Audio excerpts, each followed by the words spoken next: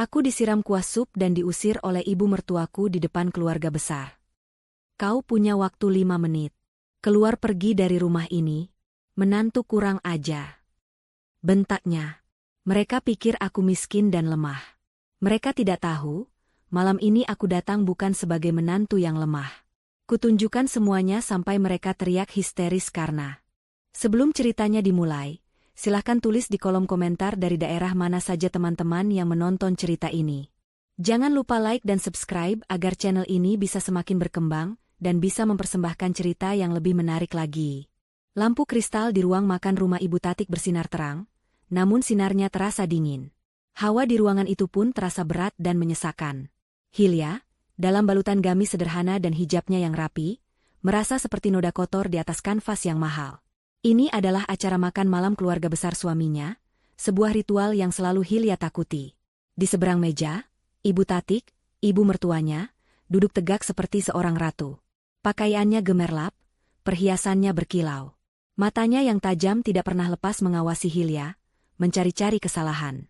Di sebelah Hilya, Wisnu, suaminya, tampak gelisah. Dia terus-menerus membetulkan letak sendok dan garpunya, menghindari tatapan mata Hilya. Hilya tahu suaminya itu terjepit. Di satu sisi ada Hilya, istrinya. Di sisi lain ada Ibu Tatik, ibunya yang dominan. Dan malam ini, Ibu Tatik sengaja membuat posisi Wisnu semakin sulit. Ibu Tatik telah mengundang Amel. Amel adalah mantan pacar Wisnu. Wanita itu duduk di sebelah Ibu Tatik, tertawa-tawa kecil sambil memamerkan gaun merah mahalnya yang berpotongan terbuka. Amel adalah antitesis Hilya. Dia tampil berani, rambutnya disanggul modern, dan dia bicara dengan kepercayaan diri yang dibuat-buat. Sejak Hilya dan Wisnu tiba, Ibu Tatik tidak berhenti memuji Amel. Amel, tante dengar kamu baru pulang dari Eropa, ya? Bisnis ayahmu yang di sana sukses besar? Ibu Tatik membuka percakapan saat pelayan mulai meletakkan hidangan pembuka. Amel tersenyum manis, senyum yang tidak sampai ke matanya. Iya, tante. Biasa saja, kok. Cuma mengurus beberapa kontrak baru. Wisnu apa kabar? Amel sengaja melirik Wisnu, membuat pria itu salah tingkah. Wisnu hanya mengangguk kaku. Baik, Mel. Selamat ya atas kesuksesanmu. Ibu Tatik segera menimpali. Lihat, Wisnu. Amel ini memang wanita hebat. Cerdas, mandiri, tahu cara membawa diri di lingkungan kelas atas. Bukan begitu, Dimas?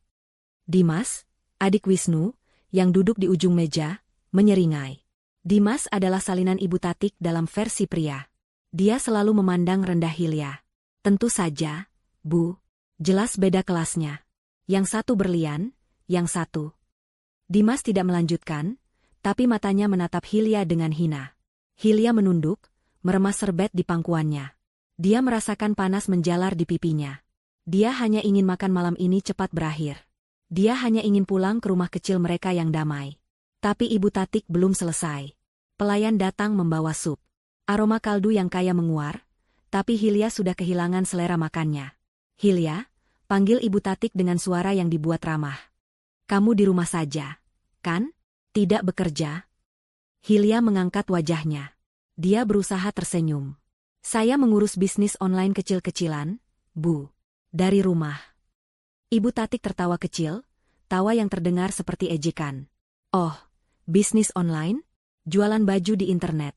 Begitu? Zaman sekarang semua orang bisa melakukan itu. Dia lalu beralih ke Amel. Amel ini beda. Dia mengelola perusahaan ayahnya. Pertambangan. Itu baru namanya bisnis. Ratusan karyawan bergantung padanya. Amel pura-pura merendah. Ah, tante bisa saja. Semua juga butuh proses.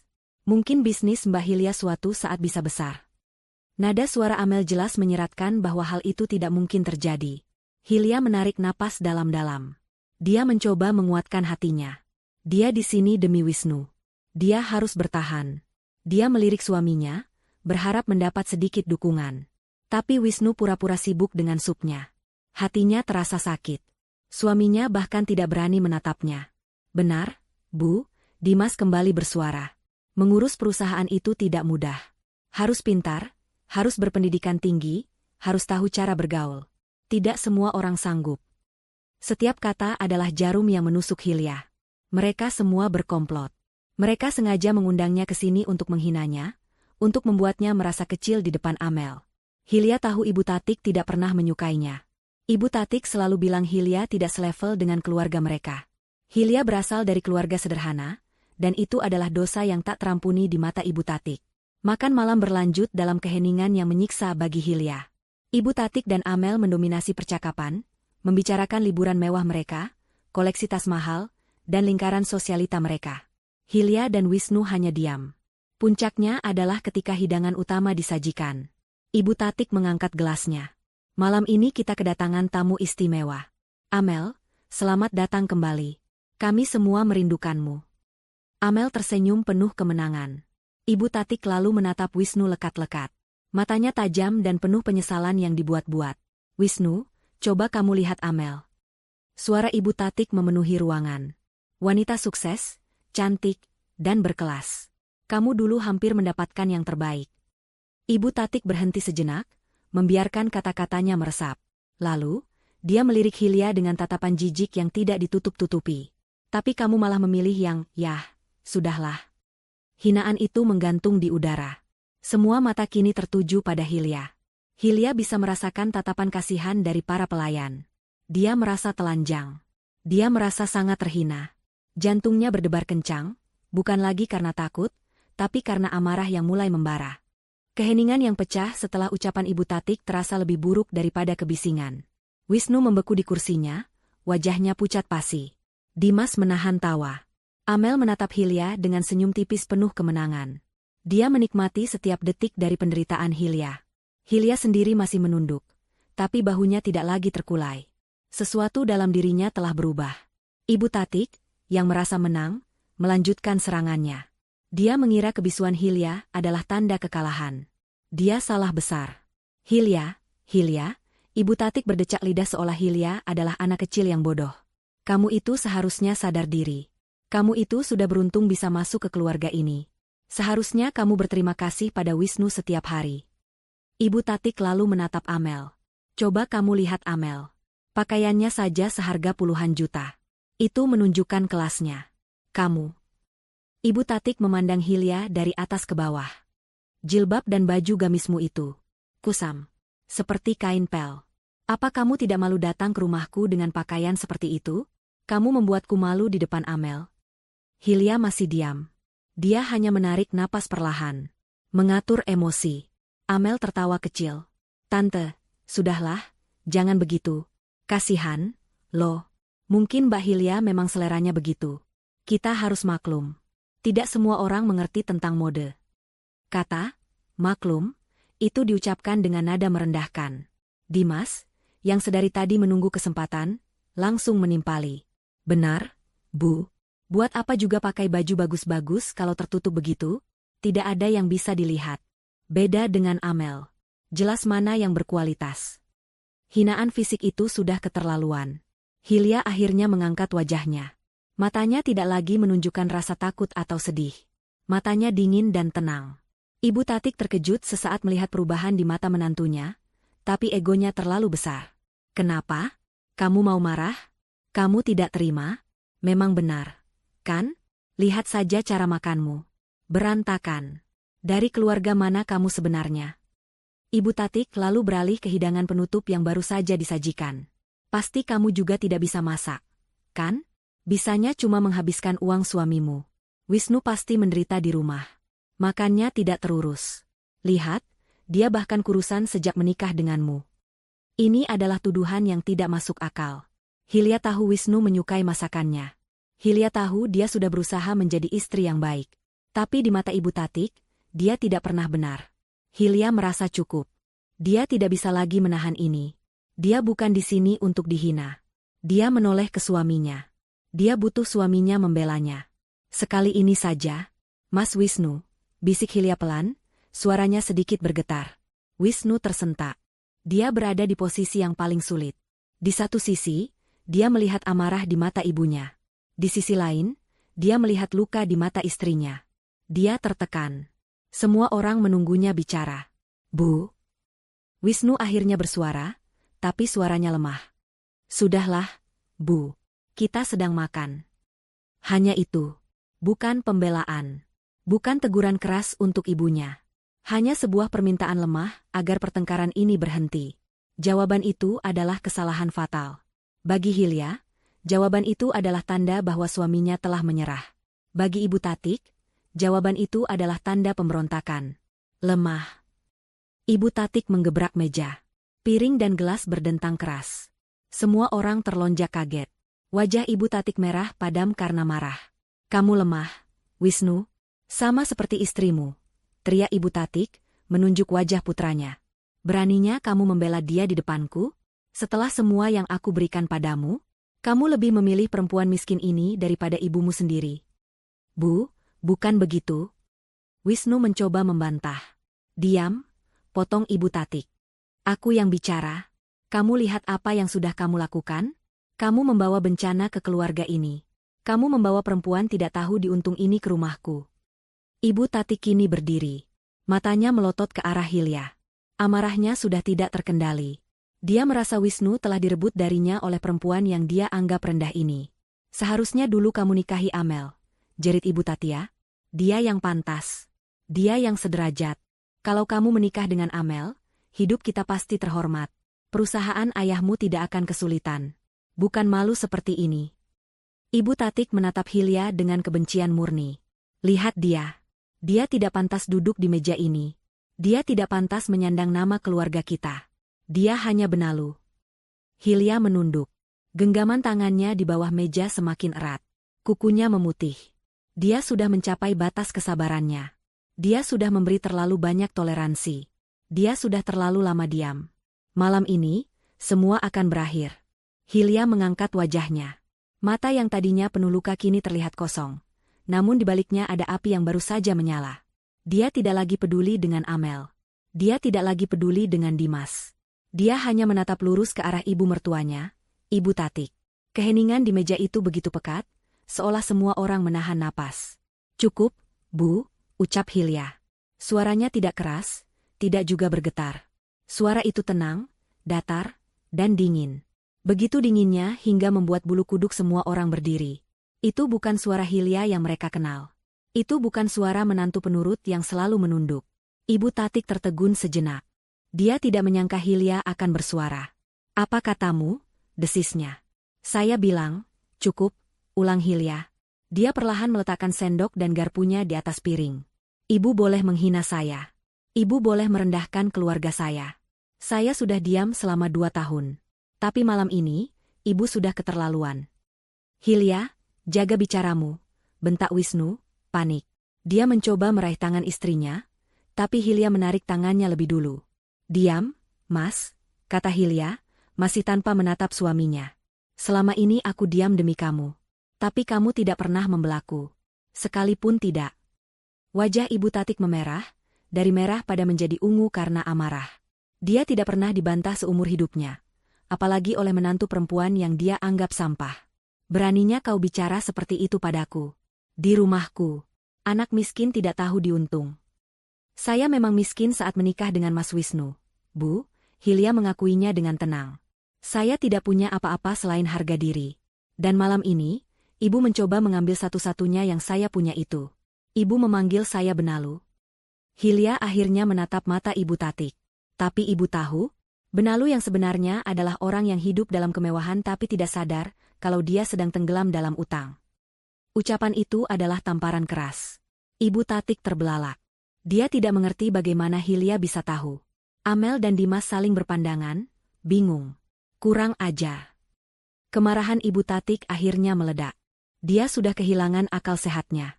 Dia melihat mangkuk sup di depannya yang masih sedikit hangat. Dengan gerakan cepat, dia menyambar mangkuk itu dan melemparkan seluruh isinya tepat ke wajah Hilya. Ah. Jeritan kaget bukan datang dari Hilya. Jeritan itu datang dari pelayan dan beberapa anggota keluarga lain yang ketakutan. Wisnu terlonjak berdiri. Ibu. Hilya hanya memejamkan mata saat kuah sup kental itu menghantam wajahnya. Hijabnya yang berwarna krem seketika basah kuyup dan ternoda. Kuah itu menetes ke gamisnya. Rasa perih dan panas menjalar di pipinya, tapi tidak seperih rasa sakit di hatinya selama ini. Ruangan itu hening seketika. Hanya terdengar suara kuah sup yang menetes dari dagu Hilya ke atas meja. Ibu Tatik berdiri dengan napas terengah-engah, tangannya gemetar karena amarahnya sendiri. Dia puas melihat Hilya dalam keadaan hina. "Pergi," teriaknya. "Beraninya kau melawan aku. Kau pikir kau siapa? Kau punya waktu 5 menit. Keluar dari rumah ini, menantu kurang ajar." Hening. Hilya tidak bergerak selama beberapa detik. Lalu, dengan sangat perlahan, dia membuka matanya. Tidak ada air mata. Tidak ada kemarahan.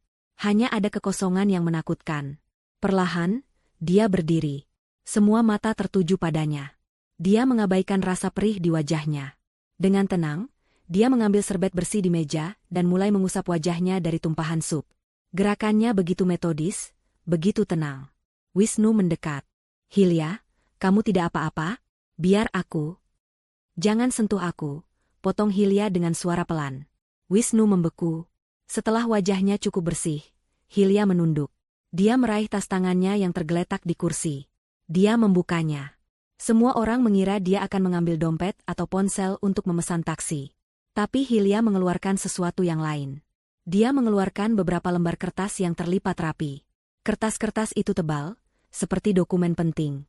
Masih dalam keheningan, Hilya melangkah mendekati kepala meja, tempat Ibu Tatik masih berdiri dengan angkuh. Dia meletakkan kertas-kertas itu di atas meja, tepat di depan ibu mertuanya. Bunyi kertas yang diletakkan di atas kayu meja terdengar begitu keras di ruangan yang sunyi itu. Hilya lalu menatap jam dinding besar di ruangan itu. Dia kemudian tersenyum. Senyum tipis yang sangat mengerikan. "Baik, Bu," katanya dengan suara yang jelas terdengar oleh semua orang. "Ini sudah 5 menit. Dan 5 menit yang lalu, Anda sudah kehilangan semua yang menjadi milik Anda." Wajah Ibu Tatik pucat pasi. Histerianya tiba-tiba lenyap, digantikan oleh kebingungan dan rasa takut yang samar. "Apa maksudmu? Kertas apa itu?" tanyanya, suaranya sedikit bergetar. Dia mencoba terdengar marah, tapi gagal. Hilya tidak menjawab. Dia hanya menunjuk kertas paling atas dengan telunjuknya. "Silakan dibaca, Bu." Dimas, yang merasa ada yang tidak beres, segera bergerak maju. "Apa ini? Jangan main-main di rumah kami." Dia mencoba merebut kertas itu. "Aku tidak akan melakukannya kalau aku jadi kamu, Dimas," kata Hilya, tatapannya beralih ke adik iparnya. "Kecuali kamu ingin menambah masalahmu." Ada nada ancaman dalam suara Hilya yang membuat Dimas menghentikan gerakannya. Ibu Tatik, dengan tangan gemetar, meraih kertas itu. Matanya menyipit, mencoba membaca tulisan di sana. Semakin lama dia membaca, semakin pucat wajahnya. Tangannya mulai gemetar hebat. "Tidak, tidak mungkin," bisik Ibu Tatik. "Apa itu, Bu?" tanya Wisnu cemas. Hilya yang menjawab. "Itu adalah akta jual beli dan sertifikat kepemilikan rumah ini. Rumah yang sedang kita tempati. Dan nama yang tertera di sana." Hilya menekan jarinya di atas kertas itu. "Adalah nama saya, Hilya." Seisi ruangan gempar. Amel tersedak minumannya. Dimas terbelalak. Dan Wisnu menatap Hilya seolah baru pertama kali melihat istrinya. "Mustahil," jerit Ibu Tatik. "Kau pasti memalsukannya. Penipu. Kau menipu aku." "Saya tidak menipu," balas Hilya dengan tenang. "Saya hanya melakukan bisnis.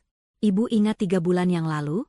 Saat ibu datang menangis-nangis ke rumah saya, memohon pinjaman uang dalam jumlah besar?" Hilya sengaja mengatakannya dengan keras agar semua orang dengar. Ibu Tatik tampak malu. "Ibu bilang ibu butuh uang itu untuk investasi," mendesak. "Ibu bilang ibu malu kalau harus pinjam ke bank. Saya bilang saya tidak punya uang sebanyak itu. Bisnis online saya yang ibu hina-hina tadi, memang tidak sekecil yang ibu kira." Hilya melanjutkan. "Tapi karena ibu mertua saya berusaha membantu. Saya cairkan semua aset saya. Tapi saya bukan orang bodoh, Bu. Saya minta jaminan. Dan ibu, dengan sangat percaya diri, menawarkan rumah ini sebagai jaminan. Ibu menandatangani perjanjian pinjaman di atas materai, lengkap dengan klausa bahwa jika ibu gagal bayar dalam 90 hari, aset jaminan ini jatuh ke tangan saya." Ibu Tatik lemas. Kakinya tidak kuat menopang tubuhnya. Dia jatuh terduduk di kursinya. "Dan hari ini," lanjut Hilya sambil melirik kalender di ponselnya, "adalah hari ke-90. Hari ini adalah batas waktu pelunasannya. Saya sudah menunggu transfer dari ibu sejak pagi. Tapi tidak ada." Kau menjebakku," desis Ibu Tatik. "Saya menjebak ibu?" Hilya tertawa sinis. Ibu yang datang pada saya. Ibu yang menandatangani suratnya. Ibu pikir saya bodoh, kan? Ibu pikir saya, menantu miskin dari desa ini, tidak akan berani mengambil rumah ibu? Ibu pikir saya akan diam saja saat ibu tidak membayarnya? Ibu salah besar. Dimas tiba-tiba berteriak. Itu tidak sah. Ibu pasti ditipu. Ibu tidak mungkin sebodoh itu. Oh, ibumu tidak bodoh, Dimas, kata Hilya, kini gilirannya menatap Dimas dengan tajam. Dia hanya putus asa. Dan kamu tahu kenapa dia putus asa? Hilya berhenti sejenak, membiarkan Dimas merasakan ketakutan. Karena investasi yang ibu maksud. Hilya kembali menatap Ibu Tatik. Sebenarnya adalah uang untuk menutupi hutang judi Dimas, kan? Bom kedua meledak. Dimas langsung pucat seperti mayat.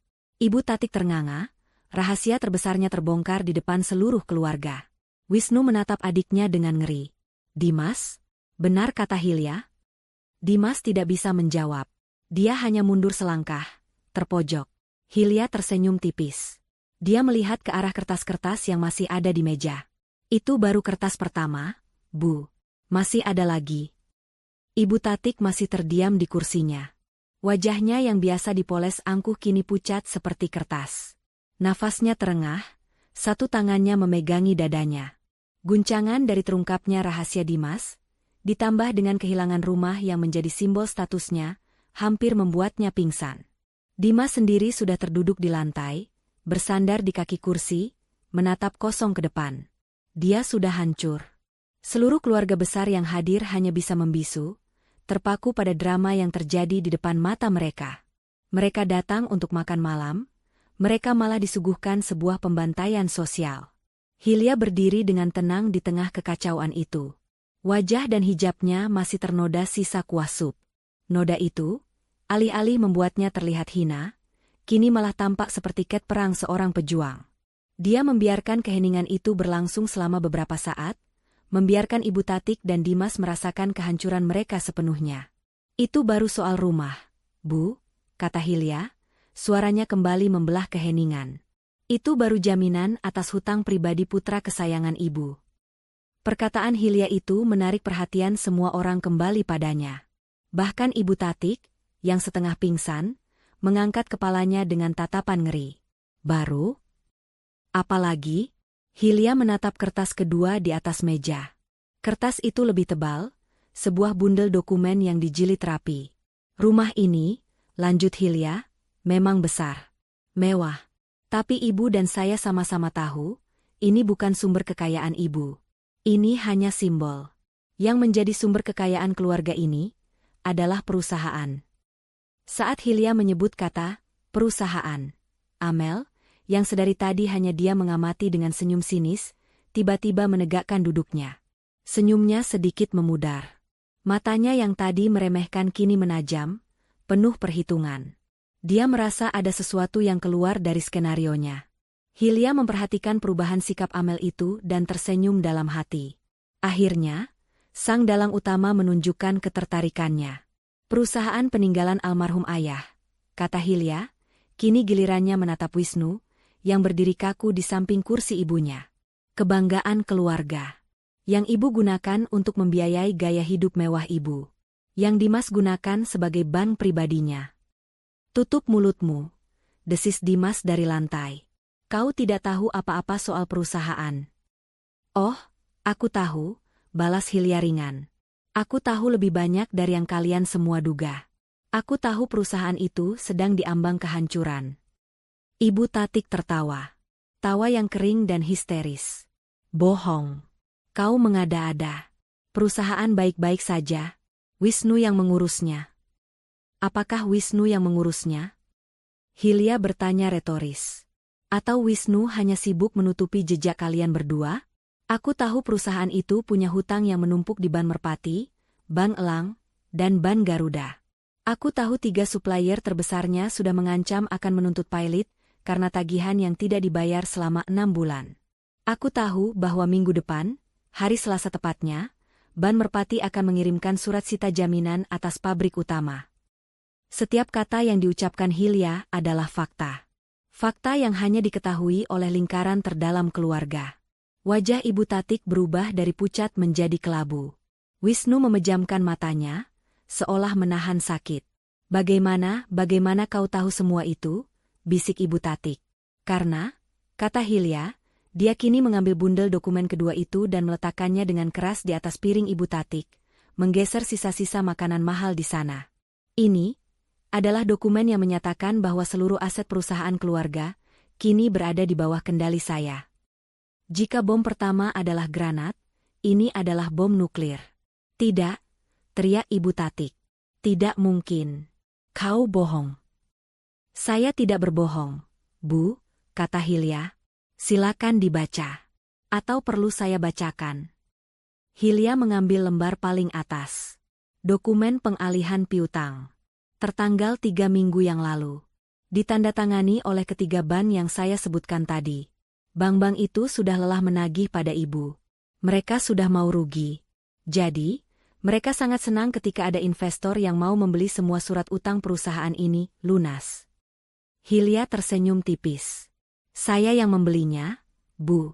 Saya membeli setiap lembar surat utang perusahaan Ibu. Saya melunasi tagihan semua supplier yang tertunda. Amel tersentak. Dia tidak bisa menahan diri. Bagaimana bisa?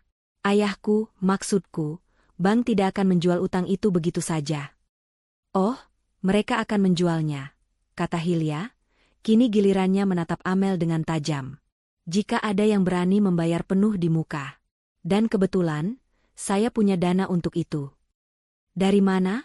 Ejek Dimas, mencoba mencari celah. Dari jualan baju online MU yang menyedihkan itu. Hilya tertawa kecil. Ah, bisnis online saya. Yang Ibu Tatik sebut seperti kain pel. Yang Amel bilang, harus dimaklumi. Kalian pikir saya ini apa? Bodoh? Hilya menatap sekeliling meja. Kalian semua melihat saya sebagai perempuan desa berhijab yang beruntung dinikahi Wisnu. Kalian salah. Saya adalah seorang investor. Bisnis online, yang saya jalankan hanyalah kedok untuk perusahaan induk investasi yang saya bangun sejak saya lulus kuliah. Saya berinvestasi di saham, di startup teknologi, di properti. Saya sengaja tampil sederhana karena saya tidak suka pamer seperti kalian. Saya lebih suka mengumpulkan aset. Jadi, saat Ibu Tatik datang menangis-nangis meminjam uang untuk rumah ini, Hilya melanjutkan, saya sudah tahu kemana uang itu akan pergi. Dan saat saya tahu rumah ini tidak akan cukup, saya mulai melihat lebih dalam. Saya melihat perusahaan yang kalian obok-obok itu. Hilya kini kembali fokus pada Ibu Tatik. Jadi, Bu, selama 3 minggu terakhir ini, Ibu dan Dimas tidak lagi berutang pada bank. Kalian semua berutang pada saya. Dia menepuk bundel dokumen itu. Saya adalah kreditur tunggal. Pemilik utang terbesar. Dan sesuai hukum, sebagai jaminan atas utang yang tidak bisa kalian bayar itu, adalah seluruh aset perusahaan. Pabriknya, kantornya, mesin-mesinnya, semuanya. Hilya membungkuk sedikit ke arah Ibu Tatik. Saya adalah pemilik baru perusahaan ini, Bu. Dan saya di sini untuk mengambil alih. Kekacauan yang terjadi selanjutnya bisa diprediksi. Ibu Tatik menjerit, tapi kali ini jeritannya lemah, seperti rintihan putus asa. Dimas ternganga, otaknya yang dipenuhi kabut judi tidak bisa memproses informasi ini. Amel adalah yang paling cepat bereaksi. Dia tidak histeris. Dia marah. Wajahnya memerah. Ini tidak mungkin. Rencanaku. Rencana ayahku. Dia bergumam pelan, tapi Hilya mendengarnya. Rencanamu gagal, Amel, kata Hilya. Aku tahu rencanamu. Kamu sengaja menyuruh Dimas membocorkan data klien, kan? Agar perusahaan ayahmu bisa mencuri semua tender. Kamu sengaja membuat perusahaan ini berdarah-darah. Kamu menunggu sampai harganya hancur, sampai nilainya 0, lalu ayahmu akan masuk sebagai penyelamat dan membelinya dengan harga rongsokan.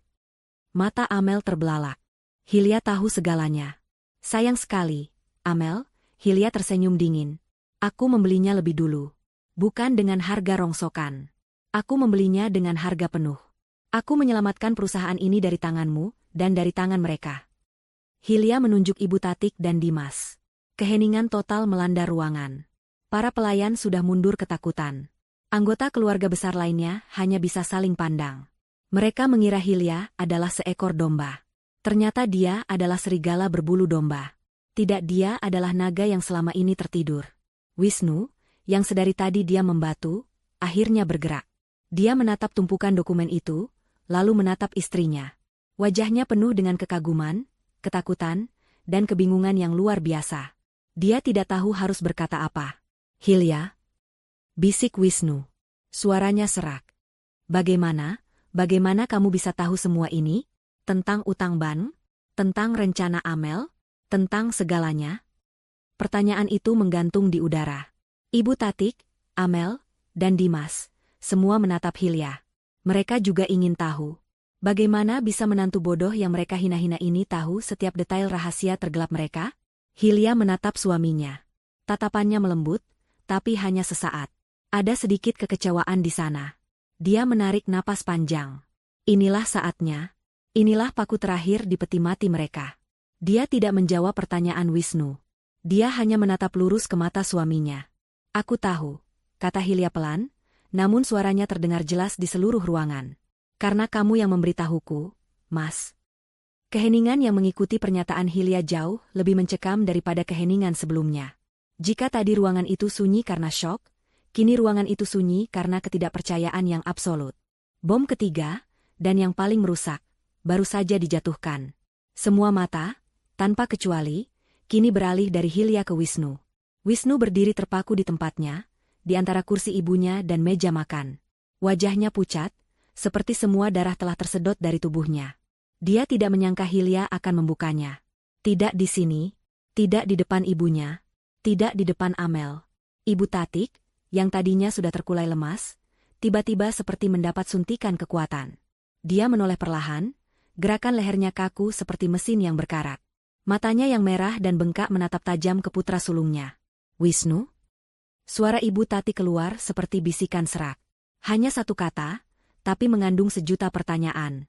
Ada kebingungan, ada penyangkalan, dan ada ketakutan yang luar biasa di sana. Dia berharap dia salah dengar. Dia berharap Hilya berbohong. Wisnu tidak bisa bergerak. Lidahnya keluh. Dia ingin menyangkal, ingin berteriak bahwa ini semua bohong, bahwa Hilya menjebaknya. Tapi dia tidak bisa. Karena itu adalah kebenaran. Dia menatap mata Hilya, mencari bantuan, tapi mata istrinya kini dingin. Ini adalah bagian dari rencana. Ini adalah bagian dari hukumannya. "Wisnu, katakan pada ibumu perempuan ini bohong." Tuntut Ibu Tatik, suaranya mulai naik. "Katakan padaku dia mengada-ada." Wisnu menelan ludah. Dia membuka mulutnya, tapi tidak ada suara yang keluar. "Pengkhianat." Jeritan Ibu Tatik memekakkan telinga. Itu bukan lagi jeritan kemarahan seperti saat dia melempar sup. Itu adalah jeritan kesakitan murni. Jeritan seorang ibu yang merasa dikhianati oleh darah dagingnya sendiri. Dia bangkit dari kursinya, tubuhnya gemetar hebat. Dia menghampiri Wisnu dan memukul dada putranya itu berulang kali dengan tangannya yang terkepal. "Pengkhianat, anak durhaka. Kau bekerja sama dengan perempuan ular ini?" Bu, dengar dulu." Wisnu mencoba menahan tangan ibunya, tapi tenaganya terlalu lemah dibandingkan amukan ibunya. "Apa yang mau aku dengar?" raung Ibu Tatik. Air matanya mengalir deras, merusak riasan mahalnya. "Kau mengkhianati ibumu sendiri? Kau bersekongkol dengan istrimu untuk menghancurkan keluargamu? Untuk mengambil warisan ayahmu? Demi dia?" Ibu Tatik menunjuk Hilya dengan jari gemetar. "Demi perempuan miskin tidak tahu diri ini." "Dia istriku, Bu," balas Wisnu, suaranya akhirnya keluar, lebih keras dari yang dia duga. "Dan aku ibumu," jerit Ibu Tatik. "Aku yang melahirkanmu. Aku yang membesarkanmu. Dan ini balasanmu? Kau berikan perusahaan ayahmu padanya? Kau biarkan dia mengambil rumah kita? Aku menyelamatkannya." Teriakan Wisnu menghentikan pukulan ibunya. Keheningan kembali turun, lebih berat dari sebelumnya. Wisnu menatap ibunya dengan tatapan yang belum pernah dilihat Ibu Tatik seumur hidupnya. Tatapan yang penuh dengan kemarahan, kekecewaan, dan penderitaan yang terpendam selama bertahun-tahun. "Aku bukan menghancurkannya, Bu," kata Wisnu, suaranya kini bergetar menahan emosi. "Aku menyelamatkannya. Dari ibu, dan dari Dimas." Dia menoleh ke adiknya yang masih terduduk di lantai. Kamu, bentak Wisnu. Kamu pikir aku tidak tahu? Selama 5 tahun ini, sejak ayah meninggal, apa yang kamu lakukan? Kamu merampok perusahaan. Kamu memalsukan laporan. Kamu mengambil uang untuk judi. Hutangmu miliaran, Dimas. Miliaran. Kamu pikir aku bodoh? Dimas hanya bisa menunduk ketakutan. Lalu, Wisnu kembali menatap ibunya. Kemarahannya sedikit mereda, digantikan oleh kesedihan yang mendalam. Dan ibu tahu apa yang Dimas lakukan. Ibu tahu, tapi ibu menutup mata. Ibu lebih memilih menguras sisa uang perusahaan untuk arisan ibu, untuk perhiasan ibu, untuk liburan keliling dunia ibu, daripada menghentikan Dimas. Ibu ikut menghancurkannya. Wisnu, jaga bicaramu, desis Ibu Tatik, tapi suaranya tidak lagi sekuat tadi. Kenapa, Bu? Ibu tidak suka mendengar kebenaran? Wisnu tertawa pahit. Aku sudah mencoba. Tuhan tahu aku sudah mencoba. Berkali-kali aku memohon pada ibu untuk berhenti boros. Berkali-kali aku memperingatkan Dimas. Tapi apa jawaban ibu? Ibu bilang aku pelit. Ibu bilang aku anak yang tidak tahu berterima kasih. Ibu membanding-bandingkan aku dengan Amel. Wisnu menunjuk Amel, yang kini hanya dia menonton, wajahnya tegang. Kalian semua pikir aku lemah. Kalian pikir aku bodoh. Kalian pikir aku tidak tahu apa-apa. Wisnu menarik napas panjang. Dia berjalan menjauh dari ibunya, menuju Hilya. Dia berdiri di samping istrinya, tapi tidak menatapnya. Dia menatap ke seluruh ruangan. Aku memang lemah. Akunya. Aku lemah karena aku tidak bisa melawan ibuku sendiri. Aku lemah karena aku tidak bisa menghentikan adikku. Aku melihat warisan ayah hancur di depan mataku, hari demi hari. Aku tidak bisa tidur. Aku hampir gila. Dia berhenti sejenak, mengumpulkan kekuatannya. Aku tidak bisa mempercayai siapapun di keluarga ini. Jadi, aku pergi ke satu-satunya orang yang aku tahu tidak akan berkhianat. Satu-satunya orang yang aku tahu, cukup pintar dan cukup kuat untuk menghentikan kegilaan ini. Dia akhirnya menoleh dan menatap Hilya. Tatapannya penuh dengan rasa bersalah, tapi juga kekaguman yang tulus. Aku pergi ke istriku, kata Wisnu. Aku berikan semua datanya pada Hilya. Laporan keuangan asli yang aku sembunyikan dari kalian. Salinan tagihan utang. Bukti transfer Dimas. Aku berikan semuanya. Wisnu menatap ibunya. Aku tahu aku tidak akan bisa menghentikan kalian. Aku terlalu pengecut untuk melawan ibu. Jadi, aku biarkan Hilya yang melakukannya. Aku tahu, hanya dia yang bisa. Pengakuan itu adalah sebuah pengakuan cinta yang paling aneh, sekaligus pengkhianatan yang paling menyakitkan. Bagi Hilya, itu adalah konfirmasi bahwa suaminya, di balik kelemahannya, masih memiliki cinta untuk warisan ayahnya. Tapi bagi Ibu Tatik, itu adalah vonis mati. Putranya, putra kebanggaannya, telah memilih perempuan itu, telah bersekutu dengannya, telah merencanakan kehancuran ibunya sendiri. Amel, di sisi lain, kini mengerti. Ini bukan hanya Hilya. Ini adalah konspirasi suami istri. Dia telah diremehkan oleh mereka berdua. Jadi begitu, bisik Ibu Tatik. Wajahnya kini benar-benar kosong. Tidak ada lagi amarah. Tidak ada lagi tangisan. Hanya kehampaan. Dia menatap Wisnu seolah melihat orang asing. Kau lebih memilih dia daripada ibumu. Aku memilih apa yang benar, Bu, kata Wisnu pelan. Aku memilih untuk menyelamatkan peninggalan ayah. Sesuatu yang ibu dan Dimas hampir hancurkan selamanya. Dan apa bagianmu, Hilya? Desis Amel, akhirnya bersuara. Dia tidak bisa menahan diri lagi. Kamu mengambil semuanya. Rumah, perusahaan. Kamu menghancurkan mereka. Apa kamu akan menghancurkan Wisnu juga? Hilya menatap Amel. Senyum tipis tersungging di bibirnya. Oh, Amel. Kamu masih belum mengerti juga. Hilya berjalan ke meja dan mengambil map terakhir. Map ketiga yang berwarna merah. Map yang sedari tadi dia abaikan. Pengkhianatan Wisnu itu untuk menyelamatkan perusahaan, kata Hilya. Itu menyakitkan bagi Ibu Tatik, tapi itu bisa dimengerti. Tapi, ada pengkhianatan lain di ruangan ini. Hilya melemparkan map merah itu ke depan Amel dan Dimas. Pengkhianatan yang jauh lebih kotor. Pengkhianatan yang murni karena keserakahan. Hilya menatap Amel dan Dimas. Kalian pikir kalian lolos? Kalian pikir aku tidak tahu apa yang kalian berdua lakukan di belakang semua orang? Map merah itu terlempar ke tengah meja, tepat di antara Dimas dan Amel. Isinya berhamburan keluar. Beberapa lembar kertas, sebuah flash disk kecil, dan beberapa foto. Suasana yang sudah tegang kini terasa seperti udara tipis di puncak gunung. Tidak ada yang berani bernapas. Amel menatap kertas-kertas itu dengan ngeri.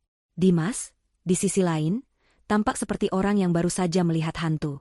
"Apa-apa ini?" desis Amel, suaranya bergetar. Dia mencoba terdengar marah, tapi yang keluar hanyalah ketakutan. "Itu," kata Hilya, suaranya membelah keheningan, "adalah bukti perampokanmu." Hilya mengambil selembar kertas dari tumpukan itu. "Itu adalah salinan laporan bank. Ini adalah bukti transfer. Sejumlah besar uang dari rekeningmu, Dimas, yang kamu transfer ke rekening perusahaan cangkang di luar negeri. Perusahaan yang, setelah saya telusuri, ternyata dimiliki oleh ayahmu, Amel." Amel tersentak. Hilya mengambil kertas lain. "Dan ini adalah bukti transfer balasan. Uang, saku, yang diberikan Amel kepadamu, Dimas. Jauh lebih kecil, tentu saja. Hanya cukup untuk menutupi hutang judimu sementara, agar kamu tetap termotivasi." Dimas mulai berkeringat deras. "Aku tidak tahu apa maksudmu." "Oh, kamu tahu," kata Hilya. Dia menggeser sebuah foto.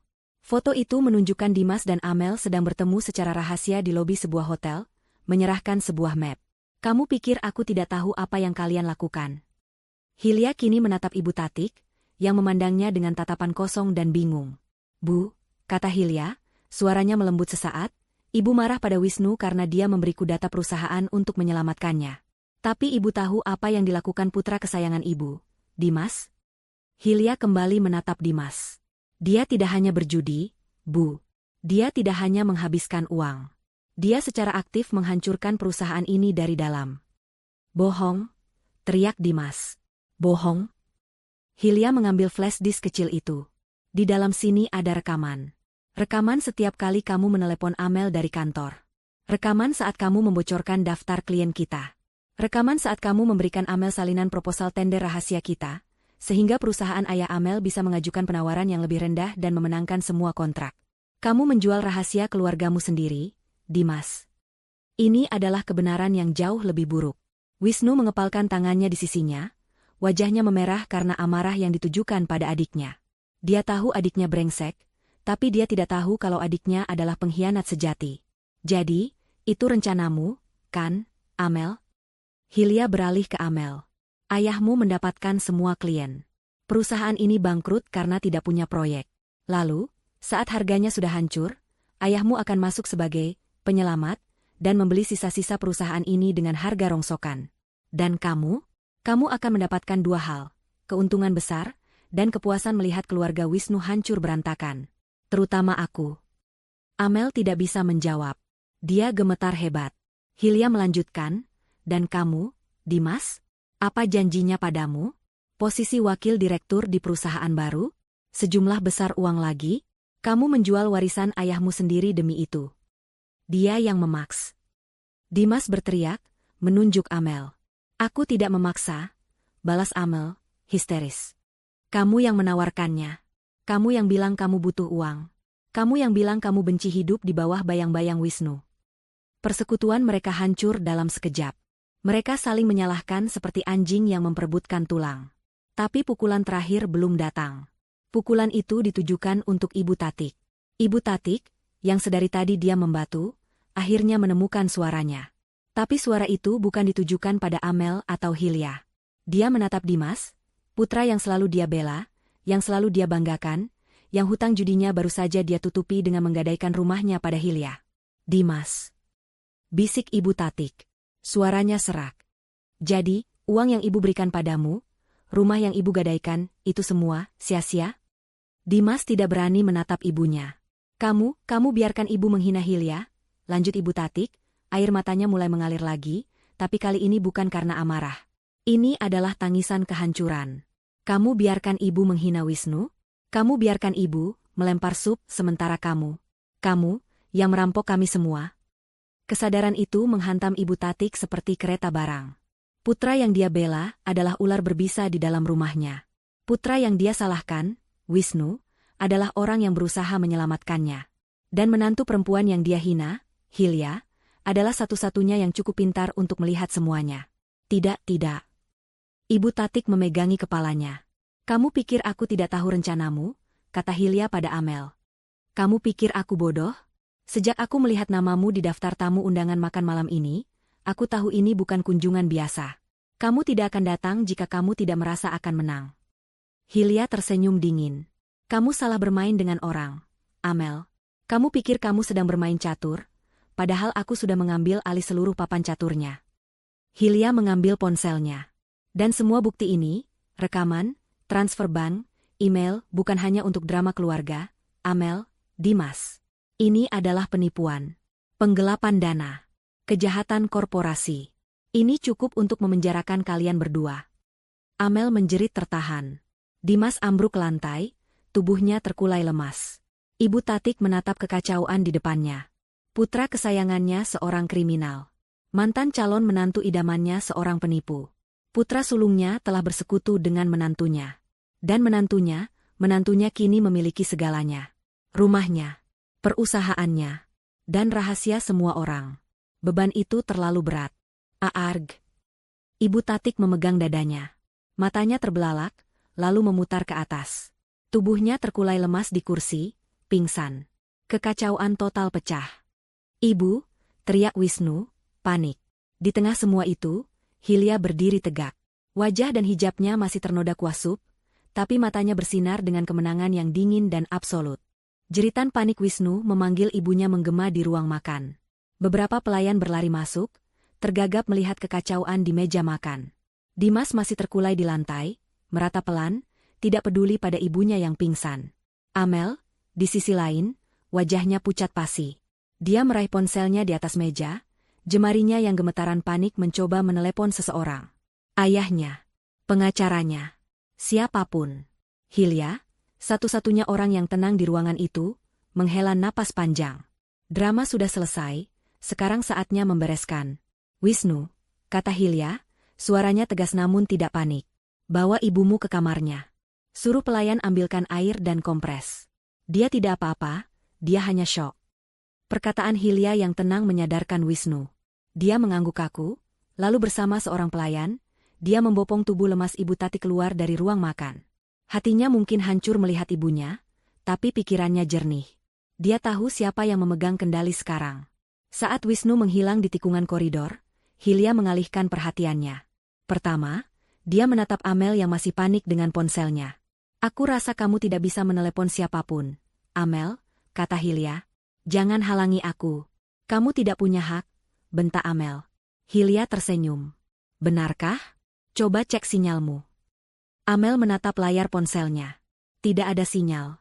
Sama sekali. Apa yang kamu lakukan? Rumah ini milik saya, kata Hilya sambil mengetukkan jarinya di meja. Dan saya baru saja mengaktifkan signal jammer yang saya pasang di ruangan ini seminggu yang lalu. Saya tahu akan ada drama malam ini, saya hanya tidak mau ada yang menelepon polisi atau pengacara sebelum saya selesai bicara. Ketakutan murni kini terlihat di mata Amel. Dia terjebak. Hilya lalu berjalan ke pintu utama ruang makan. Dia membukanya. Di luar, telah berdiri dua pria berbadan besar, mengenakan setelan jas hitam rapi. Mereka bukan penjaga rumah Ibu Tatik. Mereka adalah orang-orang Hilya. Tuan-tuan, terima kasih sudah menunggu, kata Hilya sopan. Kedua pria itu mengangguk dan masuk, berdiri mengapit pintu. Atmosfer ruangan seketika berubah. Ini bukan lagi makan malam keluarga. Ini adalah pengambil alihan. Hilya berjalan kembali ke meja. Dia menatap Dimas yang masih di lantai. Berdiri, perintahnya. Dimas tidak bergerak. Berdiri. Suara Hilya kini meninggi, penuh otoritas. Dimas tersentak kaget dan perlahan berdiri, tubuhnya gemetar. Hilya menatap Amel, lalu Dimas. Kalian berdua mendengarkan saya baik-baik. Kalian punya dua pilihan. Dia mengambil map merah berisi bukti-bukti kejahatan mereka. Pilihan pertama. Saya serahkan ini ke pengacara saya besok pagi. Dan dia akan menyerahkannya ke polisi. Kalian berdua, dan mungkin ayahmu, Amel, akan menghabiskan beberapa tahun ke depan di penjara. Wajah Amel dan Dimas semakin pucat. Atau, pilihan kedua. Hilya meletakkan map itu kembali. Kalian bekerja sama dengan saya. Amel menatapnya bingung. Bekerja sama? Kamu, Amel, Hilya menunjuknya. Ayahmu berpikir dia akan membeli perusahaan ini dengan harga murah. Sekarang, dia akan tetap membelinya. Tapi bukan dengan harga murah. Dia akan membelinya dengan harga mahal. Sangat mahal. Dia akan membayar 3 kali lipat dari nilai pasarnya untuk menutupi kerugian yang sudah dia sebabkan. Dan dia akan melakukannya. Karena kalau tidak, map ini akan bocor ke media dan menghancurkan reputasi keluargamu selamanya. Kamu akan sampaikan itu padanya. Hilya memberi isyarat pada salah satu pria di pintu. Bawa Nona Amel keluar. Berikan ponselnya setelah dia di dalam mobilnya. Amel tidak melawan. Dia terlalu takut. Dia mengambil tasnya dan berjalan keluar dengan langkah terhina, dikawal oleh salah satu pria berbadan besar itu. Pesta kemenangannya telah berubah menjadi mimpi buruk terbesarnya. Sekarang, tinggal Dimas. Dia sendirian, menatap Hilya seperti seekor tikus yang terpojok. Dan kamu, Dimas, kata Hilya, kamu tidak akan kemana-mana. Hutang judimu pada rentenir di luar sana, sudah aku lunasi semua pagi tadi. Dimas terkejut. Kamu kenapa? Karena aku tidak mau mereka yang menagihmu. Aku mau kamu berutang padaku. Mulai besok, kamu akan bekerja di perusahaan. Tapi bukan sebagai manajer. Kamu akan bekerja di gudang. Kamu akan menjadi buruh angkut. Kamu akan belajar apa artinya bekerja jujur dari jam 8 pagi sampai jam 5 sore. Dan seluruh gajimu akan dipotong untuk membayar kerugian yang sudah kamu sebabkan. Sampai lunas. Mengerti? Dimas hanya bisa mengangguk pasrah. Nasibnya lebih buruk dari penjara. Dia akan hidup sebagai budak Hilya. Hilya menatap pria berjas kedua. Pastikan dia tidak keluar dari rumah ini malam ini. Besok pagi, antarkan dia ke pabrik. Pria itu mengangguk. Ruang makan itu akhirnya kosong. Hanya Hilya yang tersisa. Dia berdiri di tengah kekacauan, di antara piring-piring kotor dan sisa-sisa sup di lantai. Dia lelah, tapi dia menang. Wisnu masuk kembali ke ruangan itu. Wajahnya tampak lelah dan sedih. Ibu sudah di kamarnya. Dia tidak mau bicara. Wisnu berjalan mendekati Hilya. Dia melihat kekacauan di meja. Dia melihat map-map yang terbuka. Dia melihat istrinya, yang berdiri tegak di tengah semua itu, dengan hijab yang masih basah dan ternoda. Aku sudah memegang semuanya, Wisnu, kata Hilya pelan, suaranya kini terdengar rapuh. Rumah. Perusahaan. Aku sudah menghukum Dimas dan Amel. Dia menatap suaminya. Sekarang, pilihan ada di tanganmu. Kamu tahu aku yang menyelamatkan perusahaan ayahmu. Tapi kamu juga tahu aku baru saja menghancurkan ibumu dan adikmu. Mata Hilya berkaca-kaca untuk pertama kalinya malam itu. Kamu mau ikut ibumu, yang mungkin akan membenciku selamanya? Atau kamu ikut aku, dan kita bangun ulang semuanya dari awal? Tapi dengan caraku. Ini adalah pertanyaan jebakan. Wisnu tahu itu. Hilya tidak sedang bertanya. Dia sedang memberi pernyataan. Wisnu menatap mata istrinya. Dia melihat wanita yang dia cintai, wanita yang dia biarkan dihina selama bertahun-tahun. Wanita yang ternyata jauh lebih kuat dan lebih cerdas dari yang pernah dia bayangkan. Dia melihat wanita yang baru saja menyelamatkan warisan keluarganya, dengan cara yang kejam namun perlu. Dia tidak mengatakan apa-apa. Perlahan, Wisnu berjalan ke meja di mana tadi Amel duduk. Dia mengambil serbet bersih yang masih terlipat. Dia berjalan ke arah teko air putih di meja, menuangkannya sedikit hingga serbet itu lembab. Lalu, dia berjalan kembali ke Hilya. Hilya menatapnya, bingung. Wisnu mengangkat tangannya yang memegang serbet lembab itu. Dengan kelembutan yang tak terhingga, dia mulai mengusap noda kuah sup yang sudah mengering di pipi Hilya. Dia membersihkan noda di dekat matanya, lalu dengan hati-hati membersihkan noda di hijabnya. Hilya memejamkan mata, menahan air mata yang akhirnya mengancam akan jatuh. Setelah wajah Hilya bersih, Wisnu membuang serbet kotor itu. Dia lalu memegang kedua bahu Hilya, menatap lurus ke matanya. Aku ikut istriku, katanya. Suaranya tegas, penuh keyakinan. Untuk pertama kalinya malam itu, Wisnu tidak terdengar lemah. Dia telah membuat pilihannya. Hilya mengangguk, menerima keputusan suaminya dalam diam. Genggaman tangan Wisnu di bahunya terasa kokoh, berbeda dari pria lemah yang duduk di sebelahnya di awal makan malam. Tapi Hilya tahu, jalan di depan mereka masih panjang. Tiba-tiba, dari arah koridor, terdengar suara langkah kaki terseret dan raungan. Ibu Tatik muncul kembali di ambang pintu ruang makan. Wajahnya sembab, rambutnya yang tadi disanggul rapi kini berantakan. Dia tidak lagi terlihat seperti ratu yang angkuh. Dia hanya terlihat seperti wanita tua yang kalah. Ibu. Wisnu segera melepaskan Hilya dan melangkah cemas ke arah ibunya. Jangan sentuh aku, pengkhianat, desis Ibu Tatik, menepis tangan putranya. Matanya yang merah menatap liar sekeliling ruangan. Dia melihat Dimas yang sedang diawasi oleh penjaga Hilya di sudut. Dia melihat meja yang berantakan. Dan dia melihat Hilya, berdiri tegak di samping suaminya. Tidak. Bisik Ibu Tatik, rasa syoknya kini berubah menjadi delusi penyangkalan. Ini tidak nyata. Ini rumahku. Ini perusahaanku. Dia menunjuk Hilya dengan jari gemetar. Kau, perempuan ular. Kau merencanakan ini semua. Kau mengambil semuanya dariku. Saya tidak mengambil apa yang bukan hak saya, Bu, kata Hilya dengan tenang. Saya mengambil kembali apa yang Ibu gadaikan. Saya membeli apa yang Ibu sia-siakan. Ibu sendiri yang memberikan semuanya pada saya. Ini rumahku. Ibu Tatik menjerit lagi, nadanya semakin histeris. Aku yang berkuasa di sini. Kau yang harus pergi. Keluar dari rumahku. Dia mulai berjalan terhuyung-huyung ke arah Hilya, tangannya terangkat seolah ingin mencakar. Wisnu segera menahannya. Ibu, sadar, Bu, Hilya benar. Rumah ini sudah bukan milik kita lagi.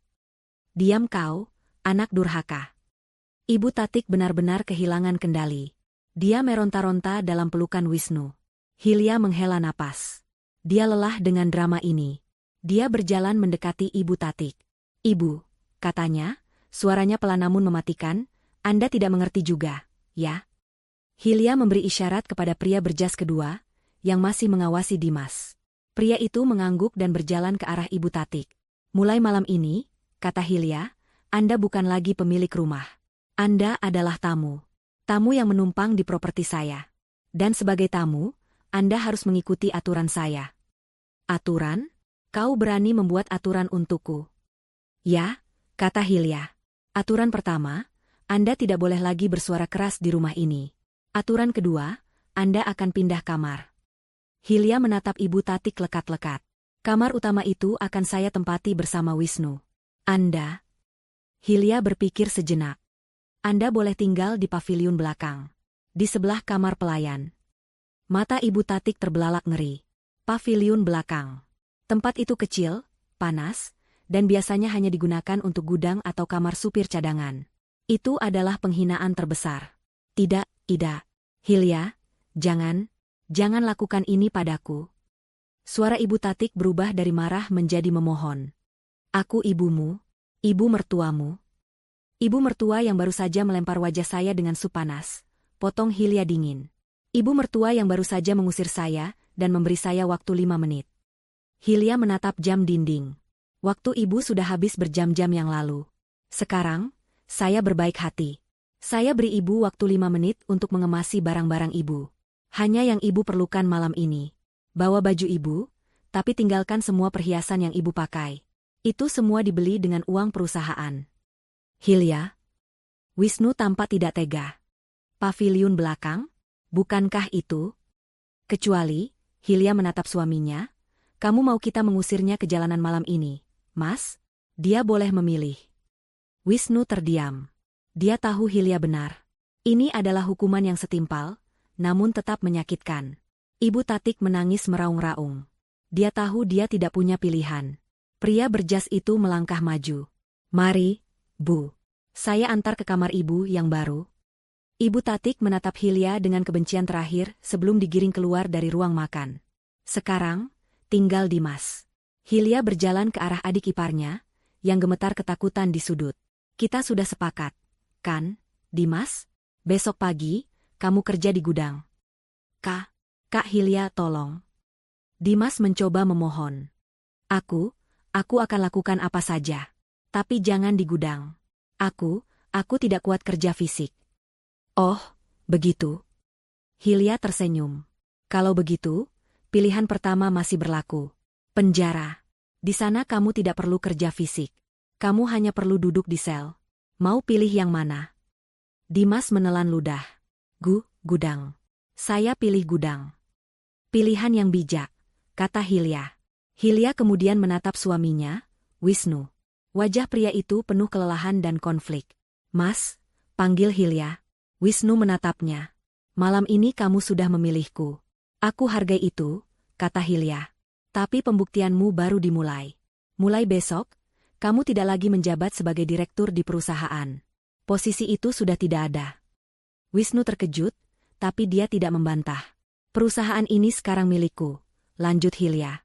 Dan aku tidak akan memberikan posisi penting pada orang yang aku belum bisa percayai 100%. Apalagi orang yang membiarkan istrinya dihina di depan umum. Kata-kata itu menusuk Wisnu, tapi dia tahu itu benar. Kamu akan mulai dari bawah, kata Hilya. Kamu akan menjadi staf biasa di Departemen Keuangan. Kamu akan melapor pada manajer di sana. Kamu akan bekerja dari jam 8 sampai jam 5, sama seperti karyawan lain. Tidak ada mobil dinas, tidak ada fasilitas mewah. Kamu harus buktikan padaku bahwa kamu pantas mendapatkan kembali posisimu, dan pantas mendapatkan kembali kepercayaanku sebagai suamimu. Ini adalah hukuman terberat untuk Wisnu. Bukan penurunan pangkatnya, tapi kesadaran bahwa dia harus berjuang untuk mendapatkan kembali rasa hormat istrinya. Wisnu menatap Hilya lama. Dia melihat noda kuah di hijab istrinya yang belum sepenuhnya bersih. Dia melihat ketegasan di mata wanita itu. Dia mengangguk pelan. Baik, Hilya, katanya dengan suara mantap. Aku akan membuktikannya padamu. Hilya mengangguk. Dia lalu berjalan ke pintu depan, diikuti Wisnu. Dia tidak menoleh ke belakang, ke kekacauan ruang makan yang baru saja dia taklukkan. Dia berjalan keluar, melintasi ruang tamu mewah yang kini menjadi miliknya, menuju kamar utama. Kemenangan pertamanya sudah selesai. 1 tahun berlalu sejak malam yang mengubah segalanya. Suasana di rumah mewah itu kini sangat berbeda. Lampu kristal yang dulu terasa dingin, kini bersinar hangat. Hilya, dalam balutan hijab dan pakaian kerja yang elegan namun tetap santun, berdiri di depan jendela besar ruang kerjanya. Ruangan itu dulu adalah kantor pribadi Ibu Tatik yang penuh perabot antik tidak berguna. Kini, ruangan itu menjadi pusat kendali yang modern dan efisien. Perusahaan yang hampir bangkrut itu telah bangkit. Di bawah kepemimpinan Hilya, perusahaan itu direstrukturisasi total. Hilya menggunakan kecerdasannya dalam bisnis digital untuk membuka pasar baru. Utang-utang lama dilunasi. Ayah Amel, seperti yang diduga, terpaksa membeli kembali semua asetnya yang hilang dengan harga 3 kali lipat. Skandal itu cukup untuk membuat keluarga Amel pindah dari kota karena malu. Amel sendiri dikabarkan dipindahkan ayahnya ke luar negeri, mengurus cabang yang tidak penting. Dan Dimas? Hilya menepati janjinya. Dimas benar-benar bekerja di gudang. 6 bulan pertama adalah neraka baginya. Dia mengeluh, dia mencoba kabur, tapi Hilya memastikan semua pintunya tertutup. Anehnya, setelah 1 tahun bekerja keras, tubuh Dimas menjadi lebih berisi dan sikapnya berubah. Dia tidak lagi arogan. Dia belajar apa artinya mendapatkan uang dengan keringat sendiri. Dia masih jauh dari kata sempurna, tapi dia bukan lagi benalu. Dia bahkan mulai menghormati Hilya. Wisnu masuk ruangan, membawa 2 cangkir teh hangat. Dia tidak lagi terlihat seperti pria yang tertekan. Dia terlihat lebih percaya diri.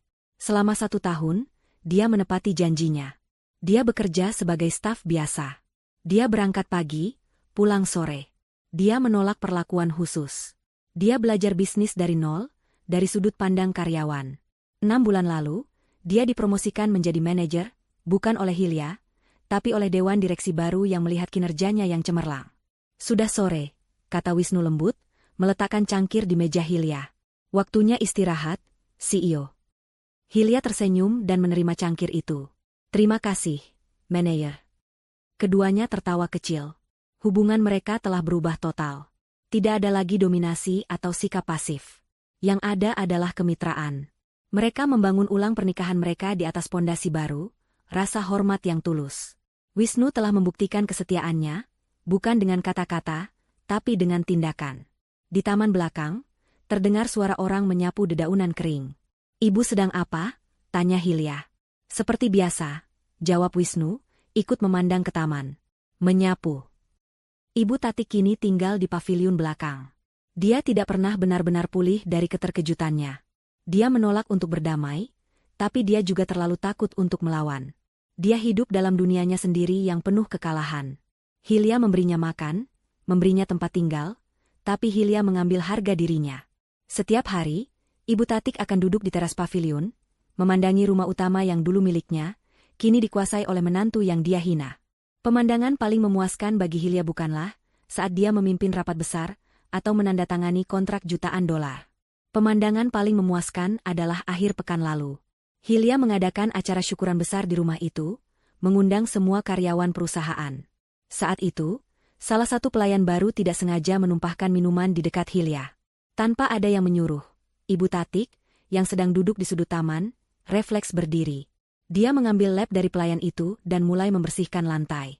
Dia melakukannya secara otomatis, seolah dia sudah lupa bahwa dia pernah menjadi nyonya rumah. Dia hanya seorang wanita tua yang menumpang di rumah Hilya. Itulah karma yang sesungguhnya. Bukan penjara, bukan siksaan fisik, tapi sebuah kesadaran abadi akan apa yang telah dia hilangkan, dan kehinaan karena harus hidup bergantung pada belas kasihan orang yang paling dia benci. Wisnu memegang tangan Hilya. "Terima kasih, Hilya." "Untuk apa?" tanya Hilya, bersandar di bahunya. "Karena telah menyelamatkan aku. Menyelamatkan warisan ayah. Dan menyelamatkan aku dari diriku sendiri." Hilya tersenyum. Dia mengangkat gelasnya, bukan gelas sampanye, tapi secangkir teh hangat. Dia mengangkatnya ke arah taman, ke arah matahari terbenam.